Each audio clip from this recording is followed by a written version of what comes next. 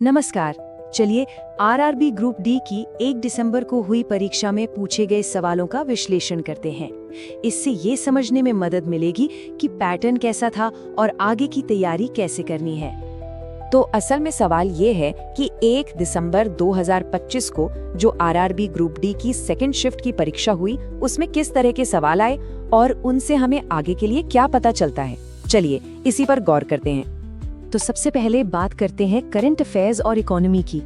मजेदार बात यह है कि इनमें से कई टॉपिक्स तो रिपीट भी हुए थे।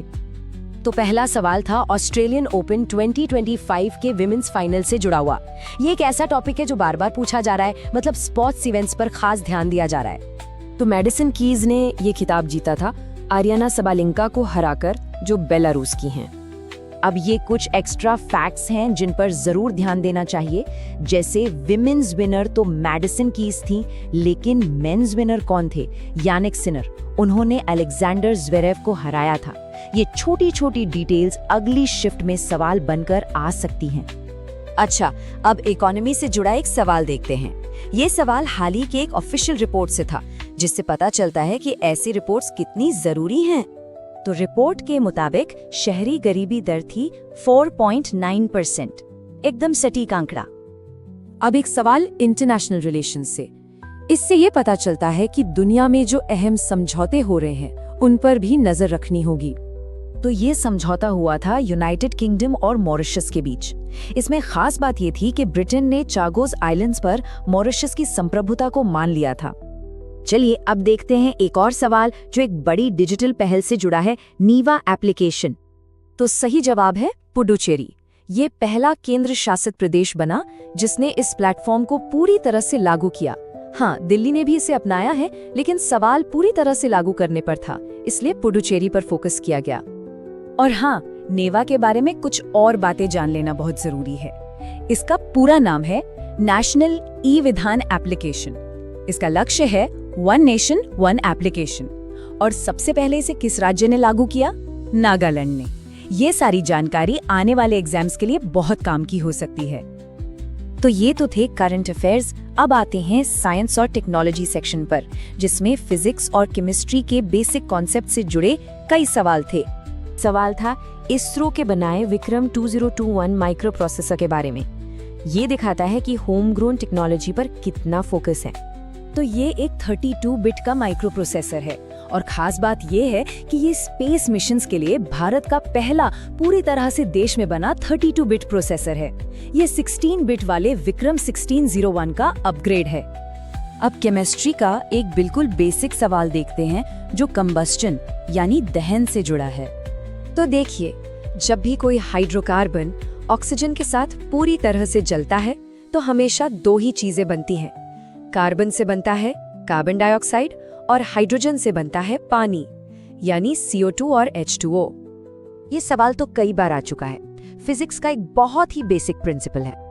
तो ये सीधा सीधा न्यूटन के पहले नियम का उदाहरण है, जिसे जड़त्व का नियम या लॉ ऑफ इनर्शिया भी कहते हैं। जब बस चलती है तो शरीर अपनी जगह पर ही रहना चाहता है, इसीलिए पीछे की तरफ धक्का लगता है। अगला सवाल भार और द्रव्यमान यानी वेट और मास के बीच के अंतर पर था। ये दो ऐसे शब्द हैं जिनमें अक्सर कंफ्यूजन होता है। तो सीधा सा फर्क ये है कि वेट एक फोर्स है जो ग्रेविटी के वजह से होता है और जगह के हिसाब से बदलता है, जैसे धरती पर अलग, चांद पर अलग। लेकिन मास यानी द्रव्यमान किसी चीज में कितना मैटर है वो होता है, और वो हर जगह एक जैसा रहता है। वेट को न्यूटन में मापते हैं और मास को किलोग्राम में। तो इन सारे सवालों को देखकर क्या समझ आता है? अगली परीक्षा की तैयारी के लिए क्या बातें ध्यान में रखनी चाहिए? तो जो सवाल बार बार आ रहे हैं उनके आधार पर ये कुछ बहुत जरूरी टॉपिक्स हैं, जैसे फिजिक्स में न्यूटन के नियम, जूल का नियम, केमिस्ट्री में कंबस्टन रिएक्शन, करंट अफेयर्स में बड़े अवार्ड्स, इंटरनेशनल एग्रीमेंट्स, और टेक्नोलॉजी में इसरो के मिशंस और नेवा जैसी डिजिटल पहल। इन पर खास ध्यान देना चाहिए। तो ये एनालिसिस एक तरह से तैयारी के लिए एक रोड मैप दे देता है। अब सोचने वाली बात ये है कि इन सभी टॉपिक्स में से कौन सा ऐसा है जिस पर सबसे पहले ध्यान देने की जरूरत है। नमस्कार, चलिए 1 दिसंबर 2025 के आरआरबी ग्रुप डी के सबसे नए पेपर का डीप डाइव एनालिसिस शुरू करते हैं। तो सवाल ये है कि इस लेटेस्ट एग्जाम में क्या खास था, कौन से पैटर्न थे और कौन से टॉपिक्स पर सबसे ज्यादा ध्यान देना चाहिए। हम इन सवालों के जवाब ढूंढेंगे और उन्हें एक ऐसी स्ट्रैटेजिक एनालिसिस में बदलेंगे जो तैयारी में मदद कर सके। सबसे पहले पूरे पेपर का एक ओवरऑल फील लेते हैं और एक बात तो बिल्कुल साफ साफ नजर आती है और वो बात ये है कि पिछले एग्जाम से बहुत सारे सवाल रिपीट हुए थे। तो इसका सीधा सा मतलब है कि पुराने पेपर्स को सॉल्व करना सिर्फ प्रैक्टिस नहीं है, बल्कि ये तैयारी की रणनीति का एक बहुत ही जरूरी हिस्सा है। ये बात हमें इस पूरे एनालिसिस में बार बार दिखेगी। तो चलिए इसी पैटर्न को समझने के बाद को आगे बढ़ाते हैं और जनरल नॉलेज सेक्शन को देखते हैं, जो कि खास डेटा और हाल की घटनाओं से भरा हुआ था।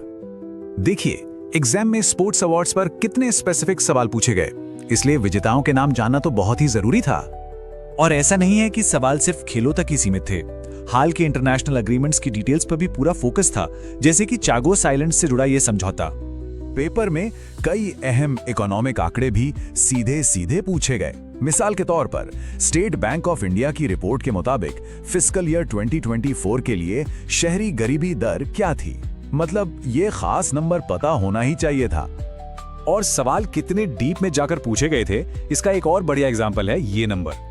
सवाल था कि नवंबर 2024 और फरवरी 2025 के बीच भारत में कुल कितने भूकंप रिकॉर्ड हुए। मतलब साफ है, सिर्फ मोटे तौर पर जानना काफी नहीं है, एग्जैक्ट नंबर पता होना चाहिए। और इकोनॉमिक सेक्शन की बात पूरी करें तो 2025-26 में भारत की जीडीपी ग्रोथ के लिए आईएमएफ का पूर्वानुमान क्या था, यह भी एक सीधा सवाल था। यहां भी जिसने एग्जैक्ट आंकड़ा याद रखा उसी को फायदा हुआ। इकोनॉमी से आगे बढ़ें तो पेपर में देश भर के बड़े टेक्नोलॉजी और इंफ्रास्ट्रक्चर प्रोजेक्ट्स पर भी सवाल पूछे गए थे। तो नेशनल इनिशिएटिव से अब आते हैं प्रकृति के नियमों पर। फिजिक्स सेक्शन में थ्योरी से ज्यादा उसके प्रैक्टिकल इस्तेमाल पर जोर था।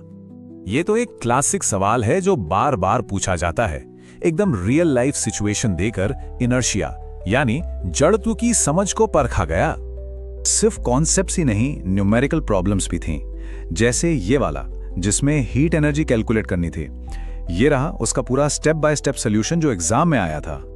एक और फंडामेंटल कॉन्सेप्ट जो टेस्ट किया गया वो था फ्लेमिंग का राइट हैंड रूल।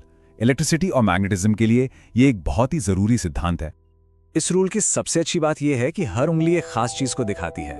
और एग्जाम में सवाल था करंट की दिशा को लेकर, जिसे जैसा कि हम देख सकते हैं बीच वाली उंगली बताती है।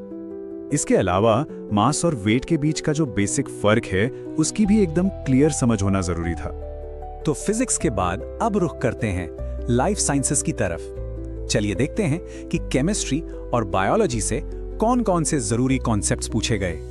यहाँ पर केमिकल रिएक्शन से लेके सेल बायोलॉजी तक एकदम फंडामेंटल चीजें कवर की गई थीं। बेसिक ह्यूमन एनाटॉमी से भी सवाल थे, जिसमें ऑर्गन्स की लोकेशन और सिस्टम के अलग अलग पार्ट्स के बारे में पता होना जरूरी था। तो इस पूरे पेपर को डिकोड करने के बाद सबसे जरूरी बातें क्या हैं जो तैयारी करने वालों को ध्यान में रखनी चाहिए। तो सार ये है कि एक सॉलिड स्टडी प्लान बनाना होगा जो इन साफ पैटर्न्स पर आधारित हो। अगर इन एरियाज पर फोकस किया गया तो कामयाबी की राह यकीनन आसान हो जाएगी। ये एनालिसिस एक साफ सुथरा रोड मैप तो दे ही देता है। अब अगला कदम है इन इनसाइट्स को एक्शन में बदलने का।